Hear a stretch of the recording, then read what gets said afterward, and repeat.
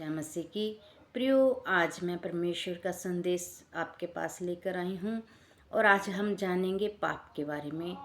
पाप क्या है और 7 प्रकार के पाप के बारे में जानते हैं जो पाप जाने अनजाने में मनुष्य से हो जाते हैं और ऐसे पापों से क्या करना है, हमें दूर रहना है। तो प्रियो, पाप क्या है? पहला पाप, सबसे बड़ा जो पाप है वो है पवित्र आत्मा की बेइज्जती करनी। जब हम पवित्र आत्मा के बारे में कुछ बोलते हैं, अपशब्द बोलते हैं, तो वो बहुत बड़ा पाप है। ये पाप की क्षमा मनुष्य को नहीं मिलेगी, क्योंकि बाइबल में लिखा हुआ है। तो सबसे बड़ा पाप पवित्र आत्मा की बेइज्जती करनी है। जब पवित्र आत्मा को हम कुछ बोलें, वो पवित्र आत्मा की बेइज्जती कैसे करते हैं? जब परमेश्वर के बारे में हम कुछ अपशब्द बोलेंगे, या फिर जो पवित्र आत्मा से भर के प्रार्थना करते हैं उनके बारे में हम मजाक उड़ाएंगे, तो हम क्या कर रहे हैं? पवित्र आत्मा की बेइज्जती कर रहे हैं। अगर परमेश्वर के लोगों का हम ठट्ठा उड़ा रहे हैं, जो प्रार्थना कर रहे हैं, प्रार्थना में लोलीन है और लोग उसका मजाक उड़ाएं, ये पवित्र आत्मा की बेइज्जती है। ये सबसे बड़ा पाप है। तो प्रियो, इस पाप से दूर रहें, क्योंकि अगर हमने परमेश्वर के आत्मा के बारे में कुछ भी कह दिया तो उसकी क्षमा नहीं मिलेगी। और 7 प्रकार के पाप हैं जो हमें नहीं करने चाहिए, और हम इन बातों से जान लेंगे कि ऐसे कौन कौन से पाप हैं। हम देखते हैं, व्यवस्था का विरोध करना। व्यवस्था का विरोध करना पाप है। ये कैसा पाप है? जब हम परमेश्वर के वचनों का विरोध करते हैं, ये नहीं हो सकता, ये ऐसा नहीं है, ये वैसा है, तो वचनों का, व्यवस्था का विरोध करना पाप है। हम इसे देख सकते हैं 1 यूहन्ना के 3 के 4 में हम देखें तो परमेश्वर के वचन में लिखा हुआ है, जो व्यवस्था का विरोध करता है वो पाप करता है। मतलब वचनों का विरोध करना, परमेश्वर की इस जो हमें परमेश्वर ने शिक्षा दी है, जो वचन दिए, हम इसका विरोध करते हैं तो हम क्या कर रहे हैं? पापी हैं। हमें व्यवस्था का विरोध नहीं करना। दूसरा जो हम देखते हैं, शैतान की ओर से होता है पाप। पाप कहाँ से होता है? एक हमने देखा कि व्यवस्था का विरोध करना, मतलब परमेश्वरों के वचनों का विरोध करना, ये पाप है। तो पहला हमने देखा पवित्र आत्मा का सबसे बड़ा पाप। अगर हम ये वाला पाप डाल के बोलें तो 8 प्रकार के पापों के बारे में होगा। तो सबसे बड़ा पाप है पवित्र आत्मा की बेइज्जती करनी। दूसरा है परमेश्वर के व्यवस्था का विरोध करना। अगर हम परमेश्वर की व्यवस्था का, प्रभु के वचनों का विरोध कर रहे हैं तो ये बहुत बड़ा पाप है। तीसरा है, हम देख सकते हैं, पाप कहाँ से आता है? ये शैतान से आता है। ये शैतान से आता है। अगर हम पाप कर रहे हैं, कोई ऐसी चीज़ कर रहे हैं, तो ये शैतान से आ रहा है। इसका मतलब शैतान उन लोगों से जुड़ा हुआ है जो पाप कर रहा है, क्योंकि पाप अगर उनमें आ रहा है, इसका मतलब शैतान उनमें है। जब शैतान उनकी हेल्प कर रहा है, पाप को उनमें भेज रहा है और वो उसे स्वीकार कर रहे हैं। ऐसा नहीं करना, क्योंकि लिखा है शैतान की ओर से पाप है। 1 यूहन्ना 3 के 8 में लिखा हुआ है। आप अपनी बाइबल खोल के देख सकते हैं कि जो पाप है वो शैतान की तरफ से है। तो प्रियो, पापों से अपने आप को दूर रखें। हम चौथा पाप देखें तो तुलना। ये तुलना हम कर सकते हैं कि पहचान सकते हैं कि कौन पाप कर रहा है, कैसी शिक्षाएं हैं उसमें।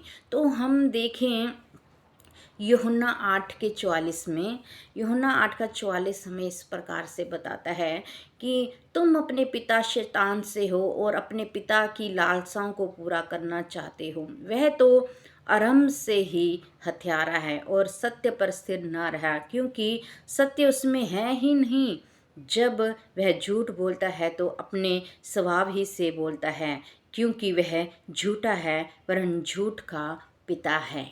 झूठ का पिता है। हम पहचान सकते हैं जो लोग झूठ बोल रहे हैं, गलत लालसाएं हैं उनमें, तो क्या यहाँ पे क्या लिखा हुआ है? हमें तुलना कर सकते हैं।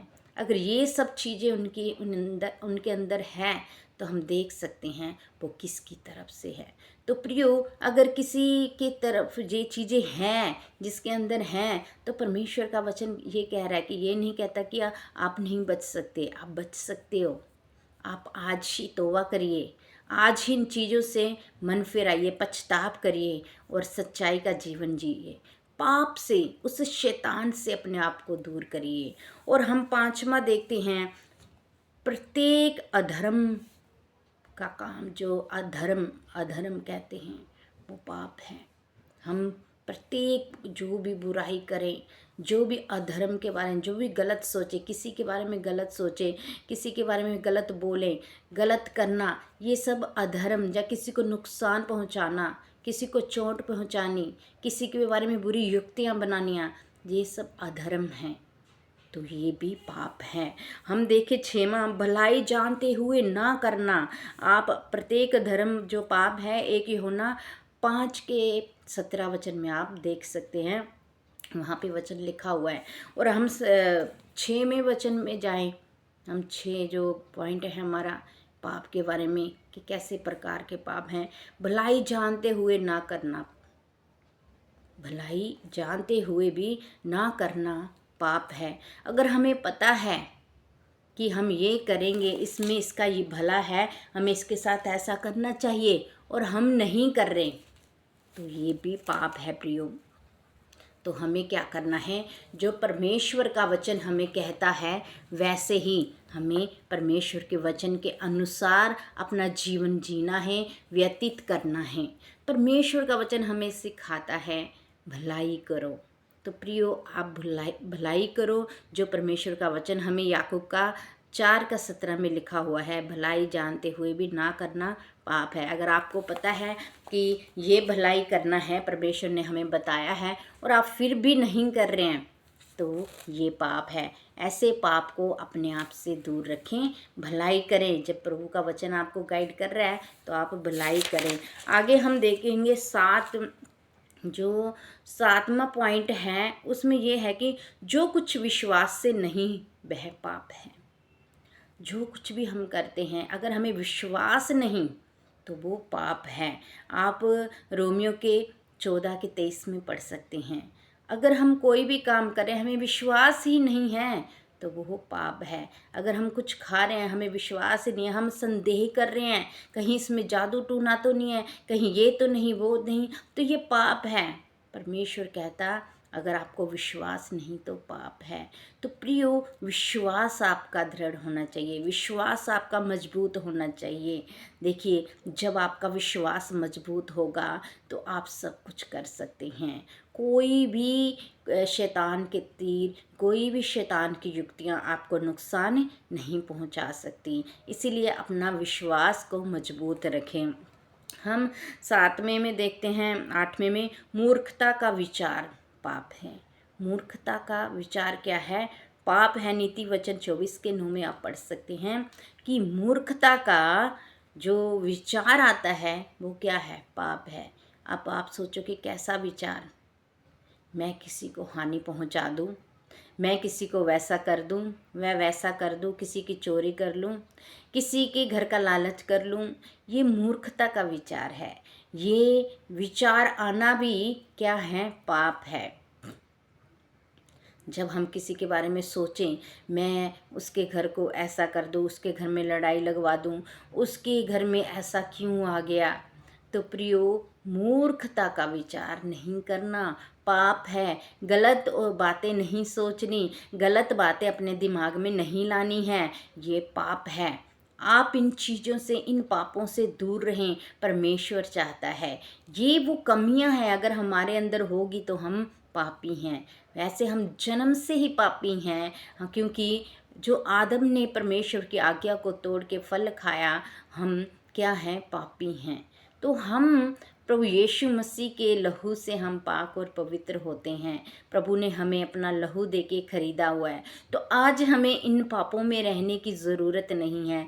आज प्रभु आपसे कह रहा है, अगर आज तक भी आप इन पापों में, इनमें से किसी एक भी पाप में हैं, तो आज ही तौबा करिए, आज ही पश्चाताप करिए। प्रभु यीशु मसीह ने मुझे कुछ समय पहले दर्शन दिखाया कि ये समय पश्चाताप का चल रहा है, तौबा का चल रहा है। तो प्रियो, तौबा और पश्चाताप किसको ज़रूरत पड़ती है? जिनके अंदर कमियां होती हैं, जो पाप में चल रहे हैं, प्रभु उनसे कह रहा है पश्चाताप करो, तौबा करो, क्योंकि प्रभु का आगमन बहुत नज़दीक है। प्रियो, अगर इनमें से और भी कई अन्य प्रकार के अगर पाप और कमियां आपके अंदर पाए जा रहे हैं, तो आप उन चीज़ों को दूर करो, परमेश्वर के वचन के अनुसार चलो। आपके मन में भलाई का आए तो भलाई करिए। आपको पता है मुझे इसकी भलाई करनी है, तो फिर भी आप नहीं कर रहे, तो ये पाप है। आप भलाई करिए, विश्वास को मजबूत करिए। आपका किसी चीज़ पे या परमेश्वर के वचन पे या प्रभु यीशु मसीह पर अगर विश्वास पक्का नहीं है, मजबूत नहीं है, तो ये भी पाप है। शैतान आके अपनी बातों में आपको फंसा सकता है, अपने अपने कार्यों में आपको फंसा सकता है। अपना विश्वास को मजबूत रखिए। देखिए, परमेश्वर के जो वचन होते हैं, परमेश्वर की जो व्यवस्था होती है, अगर हम उसका विरोध कर रहे हैं तो ये भी पाप है। और सबसे बड़ा पाप आपने सुना कि पवित्र आत्मा की वेदवी करनी भी पाप है। परमेश्वर के लोगों की जो परमेश्वर के आत्मा से भरे होते हैं, प्रार्थना करते हैं, जहाँ कोई भी जो विश्वास से और आत्मा से भर के प्रेयर करता है, आप कभी भी इन लोगों की और जो परमेश्वर के आत्मा से भरे होते हैं, कभी भी बेदबी ना करें। आप इनकी नहीं कर रहे, आप परमेश्वर के कर रहे हैं। आप कभी भी अपने मुख से परमेश्वर के पवित्र आत्मा को कभी भी कोई अपशब्द ना बोलें, क्योंकि इसकी क्षमा नहीं है। बाकी पापों की आप क्षमा पा सकते हैं, आप पश्चाताप कर सकते हैं, तौबा कर सकते हैं। बाकी के जो 7 पाप हमने बताया आपको बाइबल में से, आपको इनकी क्षमा मिल सकती है। आप पश्चाताप करिए जहाँ पे भी बैठे हैं। आपको किसी के पास जाने की ज़रूरत नहीं है, किसी पादरी, किसी पास्टर के पास जाने की ज़रूरत नहीं है। आप अकेले में बैठिए, आप प्रभु यीशु मसीह के आगे बैठिए और रोइए और पश्चाताप करिए, प्रभु मैं आगे से ये काम नहीं करूँगा। आप महसूस करेंगे कि आपके अंदर हल्कापन आया है। आप महसूस करेंगे कि आपके ऊपर जो पापों का बोझ था, वो प्रभु यीशु मसीह ने उतार दिया है। प्रियो, आज आपको ये करने की ज़रूरत है। अगर आपके जीवन में कुछ कमियां हैं, तो आज ही आप अकेले में बैठें और परमेश्वर के आगे इन पापों का पश्चाताप करें, क्योंकि मनुष्य के आगे नहीं, हमें परमेश्वर के आगे करना है। हमें मनुष्य के आगे गा के नहीं सुनाना कि मुझे ये पाप हो गया, मैं ये क्षमा मांग रहा हूँ। परमेश्वर के आगे, प्रभु यीशु मसीह के पास जाइए, एकांत में बैठिए। हमें कहीं बड़े चर्च में या वहाँ जाके तौबा करने की ज़रूरत नहीं है। आप अकेले बैठिए कहीं, जहाँ पे भी हैं आप, जहाँ खड़े हैं, जहाँ बैठे हुए हैं, जहाँ पे भी हैं आप प्रभु यीशु मसीह के आगे घुटने टेकिए और पश्चाताप करिए। अपने पुरानी बातों को छोड़ दीजिए, जो आपसे गलतियाँ हो गई हैं उसकी क्षमा मांगिए और एक नया जीवन प्रभु में जिए, क्योंकि प्रभु यीशु मसीह का आगमन बहुत नज़दीक है। वो आपसे प्यार करते हैं और कहते हैं ये तौबा करने का समय है, ये पश्चाताप करने का समय है, ऐसा ना हो कि देर हो जाए। तो प्रियो, आप पश्चाताप करिए और जो जो आज परमेश्वर के वचन ने हमें बताया है कि ये पाप अगर ये चीज़ें हमारे जीवन में हैं तो ये पाप है, तो इन चीज़ों से आप दूर होइए। प्रभु आपको ब्लेस करे और एक नई सामर्थ्य दे। परमेश्वर आपको ब्लेस करे। प्रभु, जय मसीह की।